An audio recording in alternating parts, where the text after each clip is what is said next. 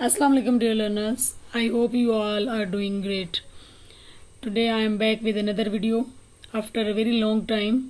आज मैं आपको पढ़ाऊंगी 4 ब्यूटीफुल एक्सप्रेशंस जो आप अपनी डेली लाइफ में इनकॉर्पोरेट करके अपनी इंग्लिश को बेहतर बना सकते हैं. स्क्रीन पे आपको नज़र आ रहे हैं here you go, there you go, here you are, there you are. इन सेंटेंसेस का क्या मतलब है? इन सेंटेंसेस का वो मतलब हरगिज़ नहीं है जो आपको बज़ाहिर नज़र आ रहा है. तो फिर क्या मतलब है इनका? Let's start the video. Sometimes जब कोई हमसे कोई चीज़ मांगता है या परमिशन लेता है तो हम उसको उर्दू या हिंदी में कहते हैं ये लो, ये ले लो. ये जो वर्ड ये लो या ये ले लो है, इसको इंग्लिश में बताने के लिए हम ये 4 एक्सप्रेशन यूज़ करते हैं. Here you go, can I use your mobile? Yes sure, here you go, here you are, there you go, there you are.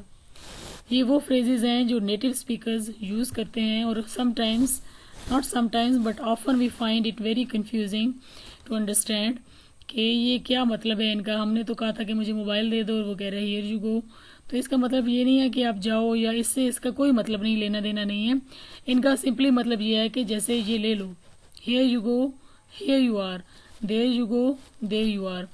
मेरे साथ मिलके इनको पढ़ें और बार बार बोलें ताकि आपकी जो है ना वो एक फ्लुएंसी बिल्ड हो जाए. Here you go, here you are, there you go, there you are.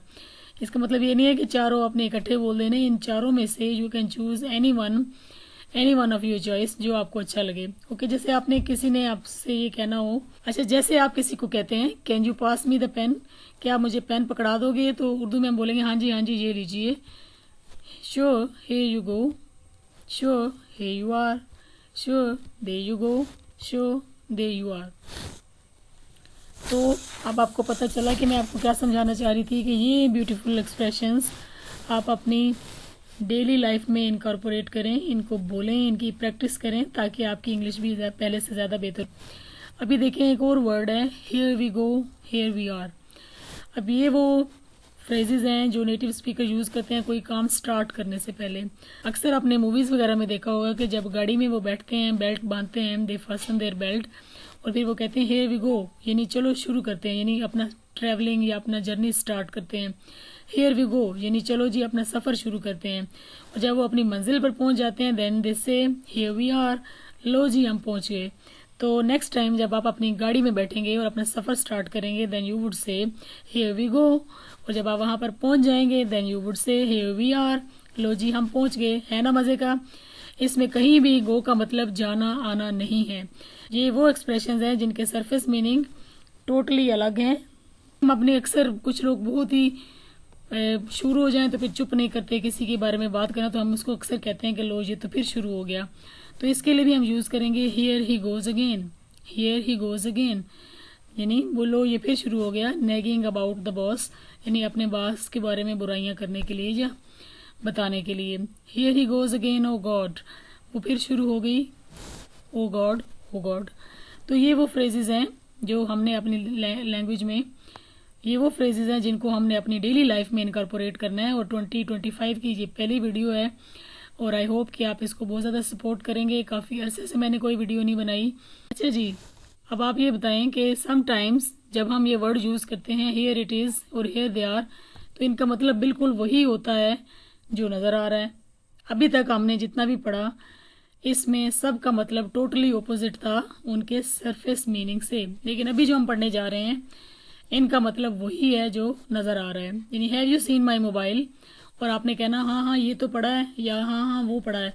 तो यहाँ पर हम इसको यूज़ करेंगे हियर इट इज़, यानी कोई एक चीज़ है, आपका मोबाइल है तो हम बोलेंगे हियर इट इज़. यानी have you seen my mobile, या sure here it is. Have you seen my mobile, या हियर इट इज़, यहाँ पढ़ा है. या अगर आप कुछ पूछ रहे हैं where are my books, do you know where are my books, तो आप कहते हैं हियर दे आर, यानी ज़्यादा सारी चीज़ें हैं तो हम बोलेंगे हियर दे आर. और अगर कोई एक चीज़ है तो हम बोलेंगे हियर इट इज़.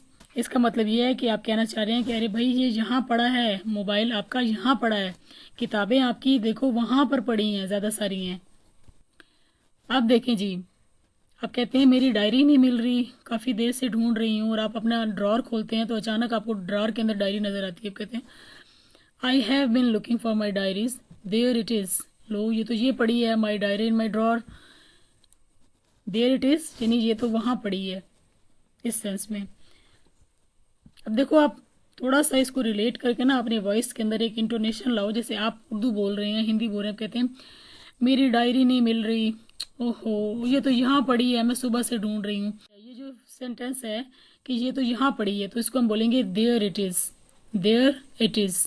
ठीक है, तो कमेंट्स में आप भी लिखें कि अगर आपको कोई खोई हुई चीज़ मिल जाती है तो आप उसके बारे में कैसे कहेंगे कि लो ये तो यहाँ पड़ी है। और अगर आपने किसी को ये कहना हो कि ये ले लो, आप किसी को कोई चीज़ हाथ में पकड़ा रहे हैं और कहते हैं हाँ भैया ये ले लो, तो देन व्हाट वुड यू से। तो आपने वो 4 जो एक्सप्रेशन मैंने आपको बताए हैं वो आपने यूज़ करने हैं। अब हम देखते हैं जब हम किसी जगह पे खड़े होते हैं, कोई बंदा कहते हैं सारा नज़र नहीं आ रही, वेयर इज शी। तो सारा एकदम से अंदर आके कहती है हियर आई एम, मैं यहाँ हूँ, हियर आई एम। अच्छा आप यूँ भी कह सकते हैं हियर यू आर, अरे तुम तो यहाँ हो। हियर शी कम्स, लो वो आ गई। हियर ही कम्स, लो वो आ गया। तो ये भी हमारे फ्रेजेज हैं जिनमें हियर का मतलब बिल्कुल वही है, समझ रहे हैं। और एक और जैसे हम कहते हैं लो तुम्हारा दोस्त आ गया, हियर कम्स योर फ्रेंड। लो तुम्हारे अबू आ गए, here comes your father, here comes your dad. लो लंच आ गया, हियर कम्स द लंच। इसी तरह कहते हैं लो जी चाय आ गई, हियर कम्स द टी। तो ये हैं वो मज़े मज़े के जुमले जो आपने 2025 में बोले हैं। और मेरी वीडियोस को देखना भी है, सपोर्ट भी करना है और चैनल को सब्सक्राइब भी करना है।